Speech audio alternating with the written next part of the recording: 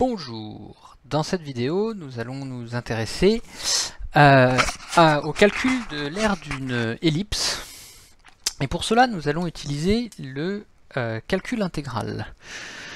Alors, donc dans l'exercice sur le calcul de l'aire d'une ellipse, on s'intéresse à une ellipse dont l'équation est égale à, attendez je prends mon pinceau, est égale à x carré sur a carré plus y carré sur b carré égale à 1.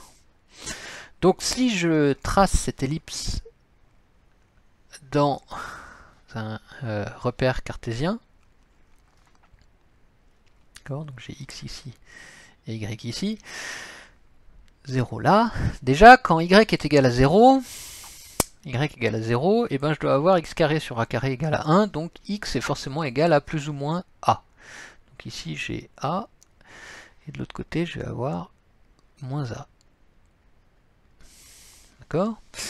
Et quand x est égal à 0, j'aurai y carré sur b carré égale à 1, donc ce qui veut dire que y est égal à plus ou moins b. Donc là j'ai une valeur b, et ça peut être de l'autre côté égal à moins b. Et le reste du temps, eh ben, je vais avoir l'ensemble des couples x et y qui satisfont cette équation-là. Et ça me trace une belle ellipse que je vais tracer en bleu ici. Donc excusez mon dessin sur la tablette, qui n'est pas forcément très joli, mais il faut s'imaginer que ça fait une belle ellipse. Et donc on s'intéresse au calcul de l'aire de cette ellipse. Alors la première chose qu'on peut remarquer d'abord, c'est que donc en fait déjà par définition, grâce au calcul intégral, on sait que pour calculer l'aire de cette ellipse ici, donc je définis un certain domaine qu'on peut appeler grand D. Eh bien, on a vu ça en cours. L'aire de ce domaine, c'est l'intégrale double sur le domaine des éléments infinitésimaux dx fois dy.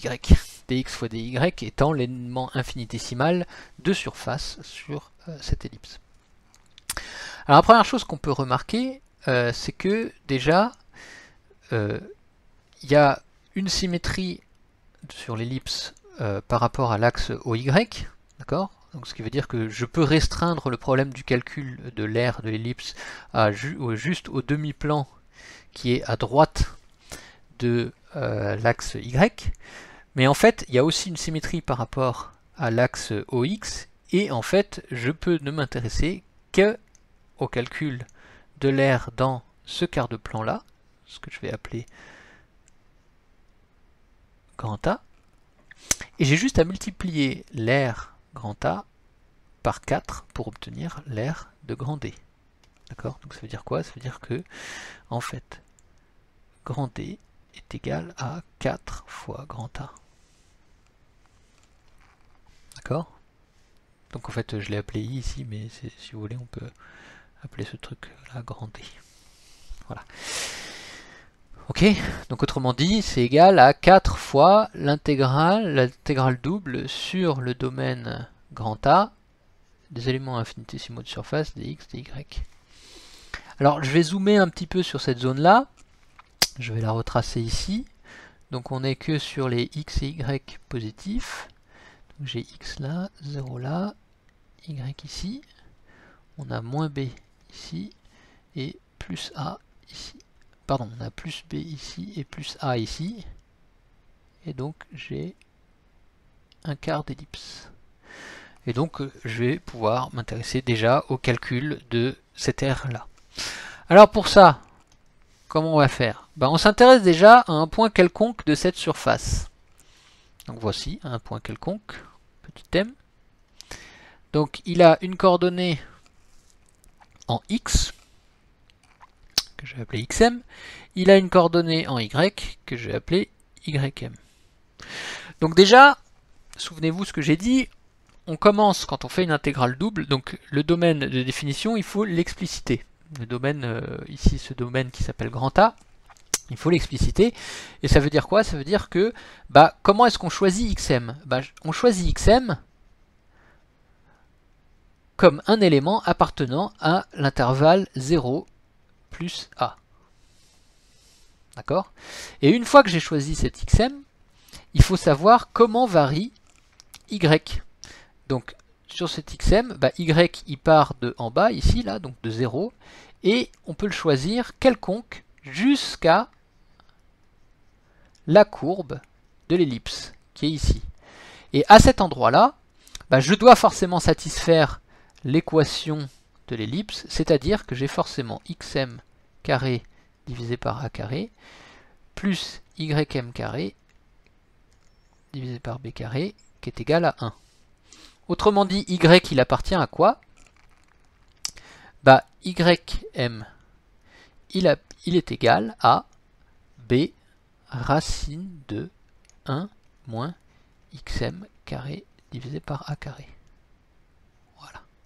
Donc ça veut dire quoi? Ça veut dire que si xm appartient à 0 plus a, et ben ym, lui, il appartient à 0, puisque quand xm est égal à 0, bah, ym est égal à 0, racine de 1 moins xm carré divisé par a carré.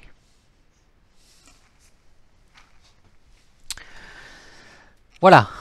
Et donc, ça veut dire que mon intégrale double qui porte sur grand A, là, elle se transforme en une intégrale de x égale 0, donc c'est une intégrale double sur grand A, elle se transforme en une intégrale qui va, pour x qui va de 0 à petit a, et pour y qui va de 0 jusqu'à b. Je me suis trompé dans l'intervalle de définition, j'ai oublié le petit b, ici, il y a un petit b. Donc b racine de 1 moins x carré divisé par a carré. dx dy. Alors, la somme sur y, ici, elle va tout simplement donner, comme terme tout intégré, bah, c'est la somme de dy. Hein. Donc là, j'ai une somme sur x qui va de 0 à petit a. De la somme de dy, bah, le terme tout intégré, c'est tout simplement y. Entre 0 et b racine de 1 moins x carré sur a carré fois dx. Je résous les deux intégrales de façon indépendante. Ok. Donc, ça me donne quoi comme résultat? Ça, bah, ça va tout simplement me donner, j'évalue le terme tout intégré y en b racine de 1 moins x carré sur a carré, moins 0. Donc, 0, on peut l'enlever. Et donc, ça veut dire que je me retrouve juste avec une intégrale qui va de 0 à a de b racine de 1 moins x carré divisé par a carré dx. Voilà, donc je peux sortir le petit b là. On fait b somme de 0 à petit a racine de 1 moins x carré sur a carré dx. Et il faut que je résolve cette intégrale là maintenant, que je vais appeler grand J, et pour lequel il va falloir faire un changement de variable, parce qu'on ne sait pas la résoudre immédiatement comme ça. Alors souvenez-vous qu'à chaque fois qu'on a la racine de 1 moins quelque chose, une fonction de x au carré, eh bien tout de suite ça fait penser aux fonctions trigonométriques. Pourquoi? Parce que on sait que la racine de 1 moins sinus carré θ, on sait que c'est égal à racine de cosinus carré θ, et que ça va nous donner du cosinus θ. D'accord? Donc typiquement, quand on voit ça, là, racine de 1 moins x carré sur a carré, eh bien, on a tout de suite envie de se dire, bah, posons x égale a fois sinus θ. D'accord? Parce que je vais me retrouver avec racine de 1 moins sinus carré θ. Ok, donc puisque j'ai posé ça, je vais pouvoir évaluer dx, différencier l'expression, et ça me donne a cosinus θ dθ. Ok, donc grâce à ça, cette intégrale j, elle devient égale à b somme de, alors quand x est égal à 0, θ va être égal à 0, Et quand x est égal à petit a, donc ça veut dire que sinus θ doit être égal à 1, sinus θ est égal à 1, ça se produit quand θ égale pi sur 2. Donc somme de 0 à pi sur 2, 2, racine de 1 moins sinus carré θ, on sait que ça fait racine de cosinus carré θ, c'est-à-dire cosinus θ, et donc j'ai cosinus θ. Alors il faut encore que je remplace dx par son expression, c'est a fois cosinus θ. Donc le a je peux le sortir ici, et je me retrouve avec un cosinus carré θ dθ. Alors cosinus carré θ ça se linéarise, hein. Je vous rappelle une formule du formulaire trigonométrique qui est que cosinus carré θ c'est égal à 1 plus cosinus de θ divisé par 2. Voilà. Et donc du coup on se retrouve avec la somme de 0 à pi sur 2 de 1 plus cosinus de θ divisé par 2 dθ. Donc je reprends un peu plus bas, ça me fait que j est égal à a fois b, donc ça se transforme en la somme de deux intégrales, hein. Donc tout simplement ça va être d'une part la somme de 0 à pi sur 2 de dθ divisé par 2, plus la somme de 0 à pi sur 2 de cosinus de θ divisé par 2 dθ. Alors ça me fait AB, facteur de la somme de dθ sur 2, ça fait θ sur 2. θ sur 2 évalué en pi sur 2, c'est égal à pi sur 4, moins 0 qui fait 0. Voilà.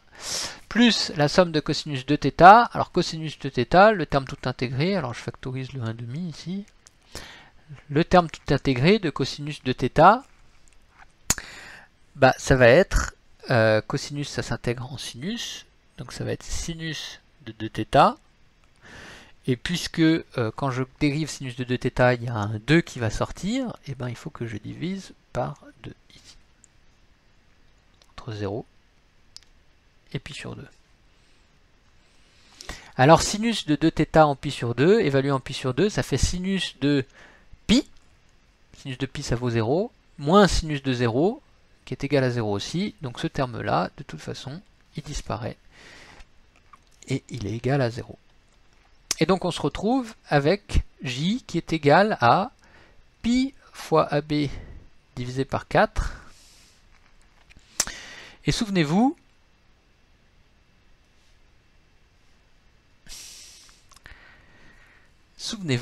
que on avait écrit que grand D, l'aire de l'ellipse complète, c'était 4 fois grand A.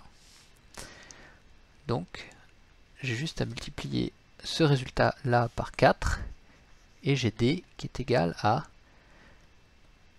pi fois A fois B.